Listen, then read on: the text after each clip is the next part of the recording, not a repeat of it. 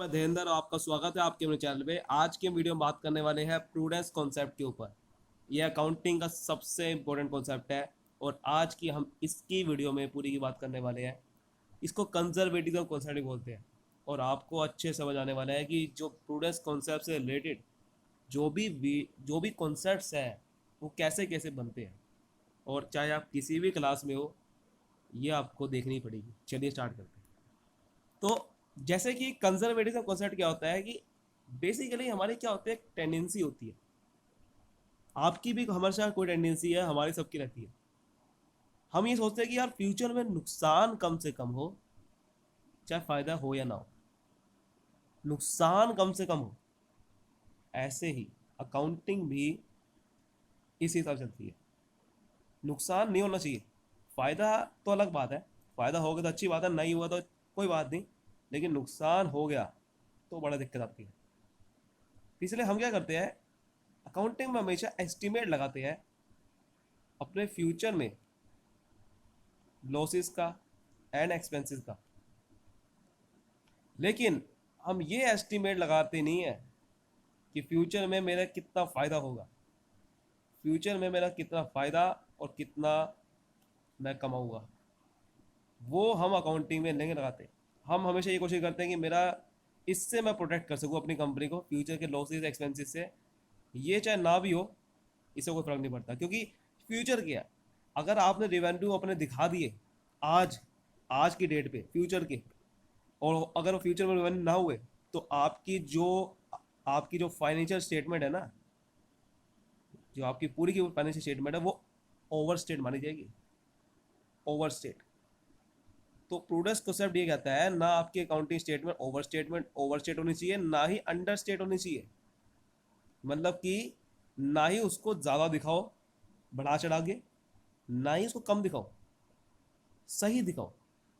आप दिखाओ अपनी क्या फाइनेंस स्टेटमेंट शो कर रही है, ट्रू और फेयर पिक्चर मुझे मिलनी चाहिए। जो भी मेरी कंपनी में काम कर रहे हैं शेयर होल्डर्स, जो भी मेरी कंपनी में स्टेक होल्डर्स है, जिन्होंने पैसा लगा रखा है, उनको सही मिलनी चाहिए पिक्चर कि हाँ सच में मेरा इतना प्रॉफिट है। एसेट्स की वैल्यू सही दिखनी चाहिए। तो वो कैसे पता चलेगी? इस कॉन्सेप्ट के थ्रू। प्रूडेंस कॉन्सेप्ट ये कहता है कि आप फ्यूचर में जितने भी होने वाले लॉसेस खर्च एक्सपेंसेस है उसको पहले आप गिन लो, क्योंकि इससे तो आप अपनी कंपनी को प्रोटेक्ट कर रहे हो। ये कंपनी को प्रोटेक्ट कर, इससे कोई अंडर स्टेटमेंट नहीं कर रहे आपसे।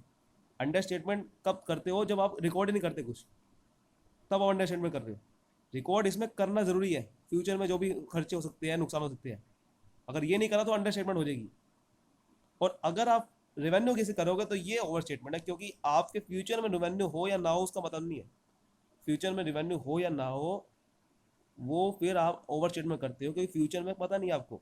लेकिन रेवेन्यू लॉसेस चाहे ना भी हो, और अगर लॉसेस ना भी हुए तो भी आपका कोई फ़ायदा नहीं कर रहा, कंपनी को फ़ायदा नहीं हो रहा है। अगर आप लॉसेस को रिकॉर्ड भी कर रहे हो एक्सपेंसेस को, तो भी आप कोई अंडर स्टेटमेंट नहीं कर रहे, आप कंपनी को बचा ही रहे हो उल्टा, कि फ्यूचर में आपका नुकसान होने से, नुकसान होने की संभावना से बचा रहे हो। तो ये अंडर स्टेटमेंट नहीं है, ये एक सही अकाउंटिंग होती है। ठीक है ना? तो ये प्रोड्यूस कॉन्सेप्ट कहता है, और इससे रिलेटेड जो जो कॉन्सेप्ट आपके सामने निकले हुए हैं वो बहुत बढ़िया है। जो सबसे पहला निकला है, प्रोविजन फॉर डाउटफुल डेट। जो प्रोविजन फॉर डाउटफुल डेट निकला है वो इसी के रिलेटेड ही कॉन्सेप्ट निकला है। यानी कि आप डेटर से जो पैसा आपका नहीं मिलने वाला है, जो पता चल गया कि हाँ डेटर ये तो पैसा देगा नहीं, तो उसका फ्यूचर में होने के जो नुकसान है उसको पहले ही आप एस्टिमेट कर सकते हो। इसलिए आप प्रोविज़न बना के चलते हो कि हाँ यार मुझे अगर डाउटफुल डेट लग रहा है, कोई डेटर से पैसा नहीं आएगा, तो मैं उसको प्रोविज़न पहले बना के रख लूँगा, ताकि अगर पैसा नहीं भी आए तो भी मेरा पैसा रहेगा, पैसा रहेगा मेरे पास, तो भी मेरा प्रोविज़न है उस चीज़ का। ऐसे ही सबसे बड़ी बात है कि आप एसेट को आप कॉस्ट पे रिकॉर्ड करते हो या फिर उससे भी लोअर वैल्यू पे रिकॉर्ड करते हो, वो भी इसी कॉन्सेप्ट के थ्रू ही होता है। आप एसेट को कभी मार्केट वैल्यू पे रिकॉर्ड नहीं करते, क्योंकि मार्केट वैल्यू फ्लक्चुएट होती रहती है और वो ज़्यादा शो कर सकती है। लेकिन आपका प्रूडेंस ऑर्डर ये कहता है कि आप ज़्यादा ना देखो, कम से कम देखो हमेशा। ज़्यादा दिखाओगे तो ओवरशेट में हो सकती है, कम दिखाओगे तो आपका पुल का फ़ायदा ही है। कम दिखाने से कोई नुकसान नहीं हो रहा, कम दिखाने का मतलब ये होता है कि आप सही दिखा रहे हो, बल्कि कम दिखाने का मतलब ये नहीं कि आप कम दिखा रहे हो, बल्कि आप सही दिखा रहे हो, क्योंकि ज़्यादा दिखाने से आप ये शो कर रहे हो कि मेरी कंपनी में नुकसान मैं बचा नहीं रहा हूँ, बल्कि फ़ायदा देख रहा हूँ अपना। फ़ायदा नहीं देखना होता अपना, नुकसान से बचाना होता है कंपनी को। इसीलिए एसेट को आप कॉस्ट पे रिकॉर्ड करते हो, या फिर कॉस्ट यानी कि आपकी कॉस्ट कितनी है, या फिर अगर कॉस्ट से भी कम कोई वैल्यू लिख रही है आपको एसेट की, आपको लग रहा है कि एसेट की वैल्यू तो भाई 1,20,000 पे कॉस्ट है, लेकिन इसकी रहने वाली 1,10,000 पे वैल्यू है, इसकी लोअर मतलब कि इसकी 1,10,000 पे रह चुकी है वैल्यू, तो आप इसको 1,10,000 पे रिकॉर्ड करोगे, ना कि 1,20,000 पे। जैसे एसेट की वैल्यू कम होती रहेगी उसको रिकॉर्ड करते रहोगे, यही तो प्रूडेंस खुद कहता है।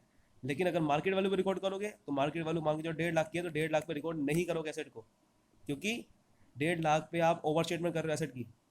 असल में इसकी वैल्यू 1,20,000 पे है। भले ही आपकी 1,50,000 रुपये वैल्यू है अभी मार्केट वैल्यू पे, लेकिन अगर जब तक बेचोगे नहीं तब तक इसको रिकॉर्ड रिकॉर्ड नहीं करना होता कभी भी। रिकॉर्ड हमेशा सही तरीके से करना है, बेचते वक्त चाहे आप कमा लो जो 30,000 का प्रॉफिट हुआ है, लेकिन रिकॉर्ड आपको कॉस्ट पे करना है या फिर उसे कम वैल्यू पे करना है, ताकि आप दिखा सको मेरे कंपनी पे, अपनी कंपनी में ट्रू पिक्चर दिखा सको एंड फेयर व्यू, ताकि आप अपनी कंपनी में ना तो एसेट्स की वैल्यू कोई ओवर स्टेटमेंट करो ना ही अंडर स्टेटमेंट करो। आप सही दिखा रहे हो, कोई गलत नहीं दिखा रहे, अंडर स्टेटमेंट नहीं कर रहे, कॉस्ट पे दिखा रहे हो, या फिर आप उसकी वैल्यू कम हो रही है तो कम दिखा रहे हो, सही दिखा रहे हो वैल्यू। लेकिन ये ओवर स्टेटमेंट है जब आप रेवेन्यू गेस कर रहे हो, क्योंकि इसमें आप सही नहीं दिखा रहे, इसमें आप दिखा रहे हो कि मैं कंपनी का लॉसेस नहीं देख रहा हूँ, फ़ायदा देख रहा हूँ, और फ़ायदा हुआ ना हुआ तो आपका फिर ज़्यादा दिखा दिया अपने वैल्यू। इसीलिए इसे कहते हैं प्रूडेंस कॉन्सेप्ट। उम्मीद करता हूँ अच्छे समझ में आ गया होगा प्रूडेंस कॉन्सेप्ट असल में होता क्या है। यही होता है प्रूडेंस कॉन्सेप्ट, कि आप क्या करते हो, it is a policy of safe, policy of safe यानी कि आप अपनी नुकसान बचाने के लिए ऐसी पॉलिसी खेलती हो। प्रूडेंस कॉन्सेप्ट ये कहता है कि आप लॉसेस पे ज़्यादा ध्यान दोगे, एक्सपेंस ज़्यादा ध्यान दोगे, ना कि रेवेन्यू गेन्स पे। ठीक है, उम्मीद करता हूँ अच्छे समझ में आ गया प्रूडेंस कॉन्सेप्ट क्या होता है, कंजर्वेटिव का कॉन्सेप्ट क्या होता है। यहीं से रिलेटेड आपकी पूरी की पूरी ऐसी वीडियोस मिलती रहती है चैनल पे, और अगर आप इस ऐसी और वीडियो देखना चाहते हैं फंडे वाली ऐसी, तो कॉमर्स के बेसिक फंडे प्लेलिस्ट में जाके आप पूरी की पूरी प्लेलिस्ट दे सकते हो। वहाँ पर आपके और भी कॉन्सेप्ट मिलेंगे, एक्यूरल कॉन्सेप्ट क्या होता है, गोइंग कंसर्न कॉन्सेप्ट क्या होता है, सारे कॉन्सेप्ट वहाँ पर मिलेंगे, जिससे आपको अच्छे से क्लैरिटी आएगी कॉमर्स की आप हो इसलिए। और ऐसे ही मेरे साथ ज्वाइन करने के लिए आप चैनल सब्सक्राइब कर लीजिए फटाफट से, और बेल आइकन दबाना बिल्कुल ना भूलना, ताकि मेरी ऐसी वीडियोस देखने के लिए। थैंक यू सो मच, मिलते हैं अगली वीडियो में।